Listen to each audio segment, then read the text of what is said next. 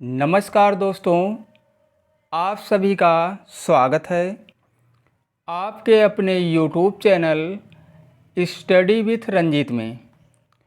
आज की क्लास में DLED फर्स्ट सेमेस्टर मैथ में LCM और HCF निकालना सीखेंगे, यानी लघुत्तम समापवर्त और महत्तम समापवर्तक।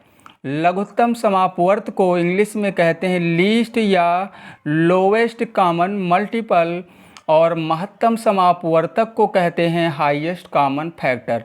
और इसी को ही शॉर्टकट में लघुत्तम समापवर्त को शॉर्टकट में LCM कहते हैं, और महत्तम समापवर्तक को HCF कहते हैं शॉर्टकट में, यानी LCM और HCF। तो आज की इस क्लास में हम लोग LCM और HCF ही निकालना सीखेंगे। तो LCM और HCF निकालने से पहले थोड़ा सा हम लोग LCM और HCF की परिभाषा को देख लेते हैं। यानी लघुत्तम समापवर्त की जो परिभाषा होती है, इसमें क्या होता है कि वह छोटी से छोटी संख्या जो दी हुई संख्या से पूर्णतया विभाजित हो जाए, वह उन संख्याओं का लघुत्तम समापवर्त यानी LCM कहलाती है। और महत्तम समापवर्तक में क्या होता है कि वह बड़ी से बड़ी संख्या जो दी हुई संख्या को पूर्णतया विभाज्य कर दे, वह उन संख्याओं का महत्तम समापवर्तक यानी HCF कहलाती है। तो चलिए अब LCM निकालना सीखते हैं। सबसे पहले LCM और HCF दोनों को हम दो विधि से सॉल्व कर सकते हैं, यानी निकाल सकते हैं। तो केवल आज हम लोग LCM को विभाजन यानी भाग विधि से निकालना सीखेंगे, और HCF को भी हम भाग विधि से निकालना सीखेंगे। चलिए, जो पहला क्वेश्चन है, यहाँ पे कहा गया है 12 और 18 का LCM क्या होगा। तो देखिए, LCM अगर हमें भाग विधि से निकालना है किसी भी संख्या का, तो हमें क्या करना है, जैसे 12 और किसका निकालना है, 12 और 18 का हमें निकालना है LCM। तो कुछ नहीं करना है, इसका हमें अभाज्य गुणनखंड इस तरीके से करना है, ऐसे दोनों संख्याओं को लिख लेना है। अब हमें देखना ये है कि जो 12 और 18 है, ये किसी अभाज्य संख्या से कैंसिल हो रही है। अभाज्य संख्या का मतलब पिछले क्लास में पढ़ाया गया था कि अभाज्य संख्याएं क्या होती हैं। जो संख्याएं किसी भी संख्या से एक और स्वयं के अलावा किसी और संख्या से नहीं विभाजित होती हैं, उन संख्याओं को अभाज्य संख्या कहते हैं। और सबसे छोटी अभाज्य संख्या 2 होती है। तो पहले हम 2 से देखेंगे। 2 से यहाँ पे कैंसिल हो जाएगा ये 6 बार में। 2 से 12 कितनी बार में कैंसिल हो गया, 6 बार में। 18 कितनी बार में, 9 बार में। अब 2 से 6 को कैंसिल करेंगे कितनी बार में, 3 बार में। और 2 से 9 कैंसिल होगा नहीं, तो 9 को ऐसे लिख लेंगे। अब देखिए, इसमें 3 और क्या आ गया है, 9।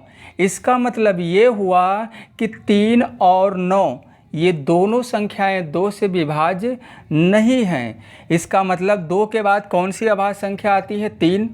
3 से इसको हम कैंसिल करते हैं। 3 से 3 कैंसिल हो जाएगा 1 बार में, और 9 कैंसिल हो जाएगा 3 बार में। उसके बाद हम 3 से 1 को ऐसे लिख लेंगे, और 3 से ये 1 बार में कैंसिल हो गया। बस इसी तरीके से हमें क्या करना है, इसको कैंसिल कर लेना है। भाग विधि में हम इसी तरीके से LCM को निकालेंगे, यानी विभाजन विधि में LCM कैसे निकालेंगे, इसी तरीके से LCM निकालेंगे। लेकिन अभी करना क्या है, हमें ये जो अभाज्य गुणनखंड आया है यहाँ पे, इसी का गुणा करा लेना है। यानी जो हमारा LCM होगा, LCM जो होगा 2 और 2 और क्या आया है, 3 और 3, इसी का गुणा करा लेना है। मतलब इन संख्याओं का हमें गुणा कराना है ऐसे। तो 2 दूनी 4, 4 तिहाई 12, 12 तिहाई क्या हो जाएगा, 36। तो यहाँ पे 12 और 18 का LCM कितना आ गया, 36 आ गया। और LCM की परिभाषा में क्या बताया गया था कि वह छोटी से छोटी संख्या जो दी हुई संख्या से पूर्णतया विभाज्य हो जाए वह उन संख्याओं का एलसीएम कहलाती है।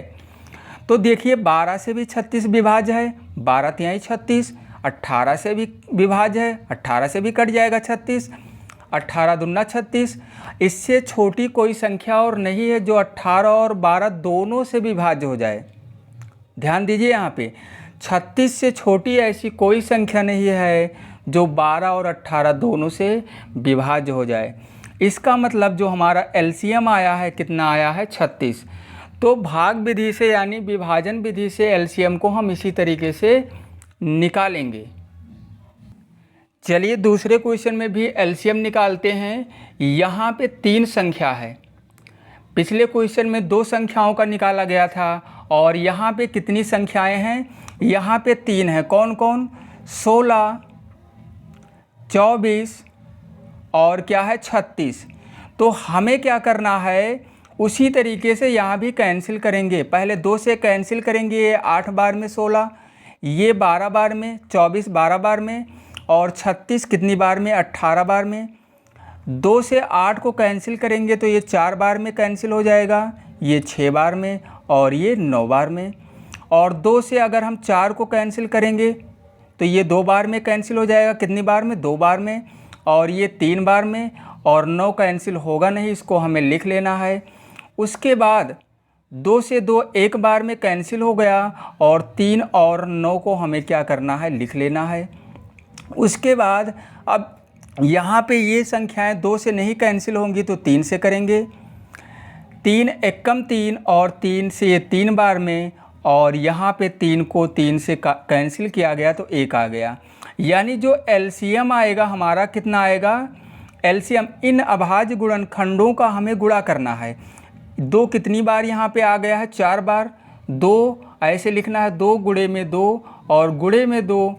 और 3 कितनी बार आ गया है, 3 2 बार, 3 और गुणे में 3। तो 2 दूनी 4, 4 दूनी 8 दूनी 16, 16 तियाँ 48 और 48 तियाँ होता है 144। 48 तियाँ क्या होता है, 144। इसका मतलब 16, 24 और 36 का जो एलसीएम आया है कितना आ गया है, 144। अब देखिए 16 से भी 144 कट जाएगा, 24 से भी 144 कट जाएगा और 36 से भी 144 कैंसिल यानी कट जाएगा। इसका मतलब 16, 24 और 36 का जो एलसीएम होगा 144 होगा। चलिए अब तीसरे क्वेश्चन में एचसीएफ निकालना सीखते हैं। अभी तक पहले और दूसरे क्वेश्चन में क्या सीखा गया है, एलसीएम निकालना, वो भी कौन से विधि से, विभाजन यानी भाग विधि से। और भाग ही विधि से हम क्या निकालेंगे, एचसीएफ भी निकालना सीखेंगे। जैसे यहाँ पे दिया गया है 12 और 30 का एचसीएफ क्या होगा, किसका किसका एचसीएफ निकालना है, 12 और 30 का हमें निकालना है एचसीएफ। तो कैसे निकालेंगे एचसीएफ यानी मासा महत्तम समापवर्तक निकालने के लिए हम क्या करेंगे, जैसे यहाँ पे 2 संख्याएं दी गई हैं 12 और 30। कौन कौन सी संख्याएं दी गई हैं, 12 और 30। तो हमें ये देखना है कि इसमें छोटी संख्या कौन है, क्या देखना है, छोटी संख्या कौन है। तो छोटी संख्या इसमें जो है 12 ही तो है। 12 से ये जो बड़ी संख्या है इसको भाग करा लो ऐसे। 12 से 30 को जब भाग कराएंगे तो 12 ये 2 बार में 24 ही तो आएगा, 12 दूना 24। लेकिन जब यहाँ पे घटाएंगे तो यहाँ शेषफल आ जाएगा 6। 30 में से 24 अगर घटाएंगे, भाग में घटाते ही तो हैं, तो अगर घटाएंगे तो यहाँ शेषफल आ जाएगा 6। अब यहीं पे ध्यान देना है, जब तक शेषफल 0 ना आ जाए, जब तक शेषफल 0 ना आ जाए तब तक हमें भाग करते रहना है। कैसे, जो शेषफल आया है उस शेषफल से हम भाजक को भाग करेंगे ऐसे। अब 12 को हम यहाँ लिख लेंगे, 12 को यहाँ लिख लेंगे। ये जो यहाँ 12 था, 12 से जो भाग किया गया था 12 को यहाँ लिखना है। और 6 से ये 2 बार में क्या हो गया, कैंसिल हो गया यानी 12 आ गया। शेषफल जब तक 0 ना आ जाए तब तक हम भाग ऐसे करते रहेंगे। अगर यहाँ भी शेषफल आ जाता, अभी मान लो यहाँ पे कोई दूसरी संख्या होती और यहाँ भी शेषफल आ जाता, तो इस शेषफल से हम इसको भाग कराते। ध्यान दीजिए यहाँ पे अगर मान लो शेषफल आ जाता तो हम क्या करते, इस शेषफल से जैसे 6 से 12 को भाग कराया गया, ऐसे यहाँ पे जो शेषफल आता उससे हम इसको भाग कराते। ये प्रक्रिया ऐसे चलती रहती है जब तक शेषफल 0 ना आ जाए। लेकिन हमारा जो क्वेश्चन था इसमें शेषफल आ गया है, तो लास्ट में यानी लास्ट में जिससे डिवाइड किया गया है और शेषफल 0 आ गया है वही हो जाएगा हमारा HCF। सबसे लास्ट में 6 से ही तो भाग किया गया है और 6 से ही भाग करने पर शेषफल 0 आया है, यानी शेषफल कुछ नहीं बचा। वो संख्या कौन सी थी जिससे भाग करने पर शेषफल 0 आया, तो 6 है। तो इसका मतलब ये हुआ कि जो HCF आएगा वो 6 ही होगा। ये हमारा क्या हो जाएगा, HCF। तो ऐसे लिखेंगे 12 और 30 का, 12 और यहाँ और 2 बार हो गया, 12 और 30 का HCF क्या होगा, 12 और 30 का HCF होगा 6, और यही हो जाएगा हमारा इस क्वेश्चन का आंसर।